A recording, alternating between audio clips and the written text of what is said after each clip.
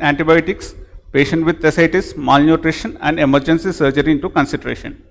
Dixon-Friedman risk takes malignancy, obstruction, renal failure, hematocrit, hypoalbuminemia, and cholangitis into consideration.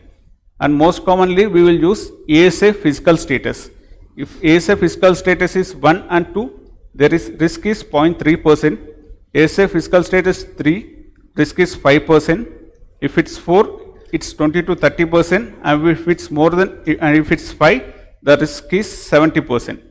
P-POSUM score, physiological and operative severity score for enumeration of mortality and morbidity score. It takes 18 variables into consideration, which includes physiological and operative variables. It is used to determine the severity and for post-op mortality and morbidity.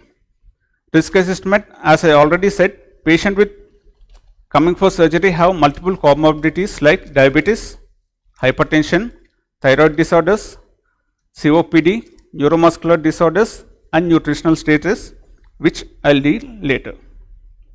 Now we will see risk assessment of various organ function, which first I am going to deal with portal hypertension. Portal hypertension, it is the main cause which affects the other organs. It is due to the diaminic process stimulated by the chronic liver disease. Many complications are due to the chronic liver disease due to increase in the portal venous pressure, which causes hepatic vascular resistance. Collaterals will be developed due to the hyperdynamic circulation.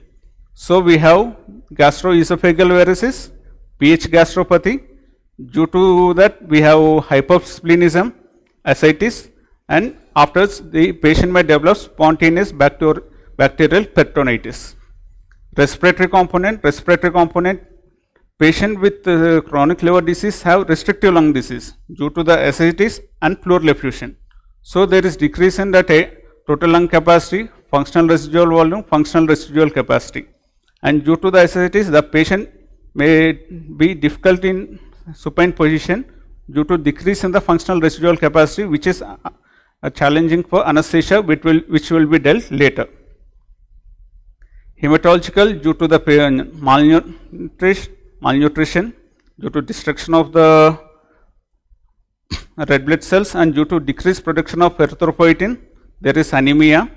Thrombocytopenia, due to destruction by the of platelets by splenomegaly, and coagulopathy, due to the decreased clotting factors synthesis by the liver.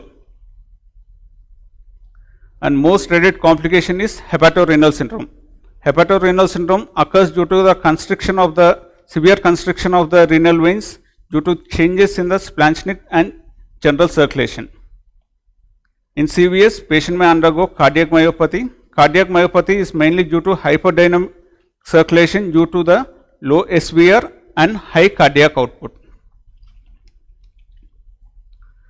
Patient have decreased systemic vascular resistance and high cardiac output. In cirrhotic cardiomyopathy, patient has diastolic dysfunction, conduction abnormalities with no underlying cardiac pathology. And we have to look for portopulmonary hypertension. All patients with CLD have portopulmonary hypertension, which should be screened before posting for surgery. All of the patients with liver disease are screened preoperatively with the cardiology, and even resting 2-day echography should be done to assess the liver function.